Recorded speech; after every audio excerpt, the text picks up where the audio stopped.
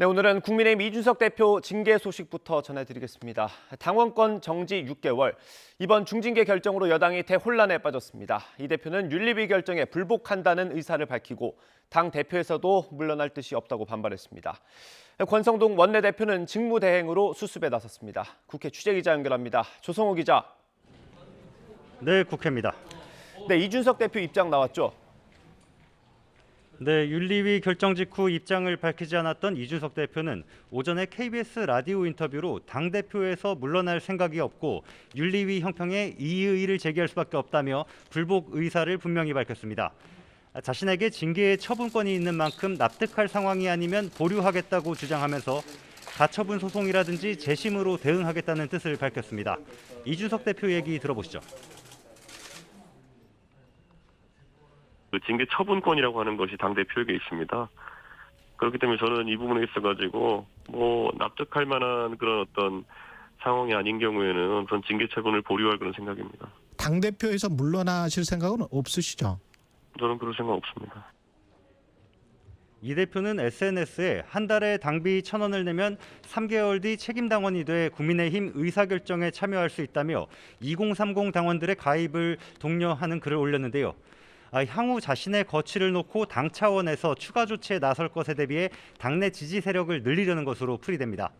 이 대표와 가까운 김용태 청년 최고위원도 윤리위가 당원과 국민이 뽑은 대표의 쿠데타를 일으켰다며 반란군은 토벌해야 한다고 비판했습니다. 김웅 의원도 조선시대의 뛰어난 능력으로 젊은 나이에 출세했지만 역모로 몰려 처형당한 남이 장군의 이 대표를 빗댄 SNS 글을 올리며 징계 결정에 반발했습니다. 네, 그럼 이제 권성동 원내대표가 당분간 당대표 역할을 하게 되는 겁니까? 네, 당대표가 사고로 직무를 수행할 수 없게 되는 경우 당원 당규에 따라 권성동 원내대표가 직무 대행을 맡게 됩니다. 징계 처분 권한이 자신에게 있다는 이 대표 주장에 대해 권 원내대표는 윤리위원장이 당대표 위임을 받아 징계를 결정한 순간부터 권한이 정지된 거라고 일축했습니다. 권 직무대행은 원내대책회의에서 이 대표 징계에 대해 당 입장에서 매우 불행한 일이고 국민 여러분께 송구하다고 밝혔습니다. 향후 정치 일정이 정해진 건 아무것도 없고 당이 과거로 회귀할지 모른다는 우려도 잘 알고 있다면서 지금은 당의 혼란을 극복하고 상처를 치유하는 게 당원의 의무라며 이렇게 주문했습니다. 윤리위원회의 결정에 대해 의원 여러분께서는 각자의 입장이 있을 것입니다. 그러나 과도한 해석과 거친 표현을 자제해 주시길 바랍니다. 특히 익명 인터뷰는 절대 하지 말자는 부탁도 드립니다. 그러나 친윤석열계를 중심으로 이 대표에 대한 사퇴 압박은 높아질 걸로 보입니다. 임시 전당대회로 이 대표 임기를 대신 채울 당대표를 선출하는 방안, 그리고 비상대책위원회 체제를 운영하다가 임기 2년 당대표를 새로 선출하는 방안 등이 벌써 거론되고 있습니다. 민주당은 오늘 새벽 이 대표 징계를 놓고 사필 규정이다, 당연한 징계다 이렇게 논평을 냈는데요. 우상호 비대위원장은 출근길 YTN과 만나 권성동 원내대표가 직무대행을 맡아 바빠지면 여야 원구성 협상이 쉽지 않을 것 같다면서 여당 내부 갈등 상황을 이렇게 꼬집었습니다. 이준석 대표를 팽하려는 계획의 일환 아니겠어요? 이준석 대표를 팽하고 안철수 대표에게 당을 맡기려고 하는 계획의 실현이 되고 있는 게 아닌가 저는 그렇게 생각합니다. 네, 이런 가운데 신구 권력 갈등도 조금씩 격해지고 있죠. 네, 국정원 고발로 서해 피격, 탈북어민 북송과 관련한 박지원 서훈 전임 원장에 대한 검찰 수사가 시작되자 국민의힘은 진실 왜곡을 막기 위한 철저한 수사를 주문했는데요.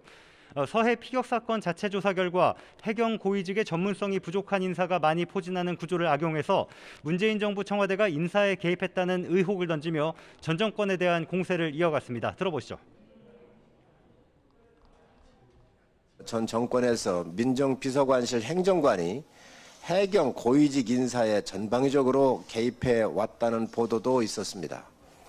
이것이 사실이라면 해경이 능력이 아닌 줄서기로 승진이 이루어졌고 심각한 도덕적 해이가 광범위하게 퍼져 있다는 의미입니다. 서해 피격 공무원 월북 판단이 뒤바뀐 데 대통령실 국가안보실이 개입했다며 역공을 펴는 민주당은 대통령실에 이와 관련해 질타하는 내용의 질의서를 전달했습니다. 또 나토 일정의 김건희 여사 수행을 위해 민간인이 동행하고 윤석열 대통령의 친척이 대통령실에 근무하는 것은 비선농단과 대통령실 사유화라며 윤석열 대통령의 대국민 사과를 요구했습니다. 박홍근 원내대표 발언입니다.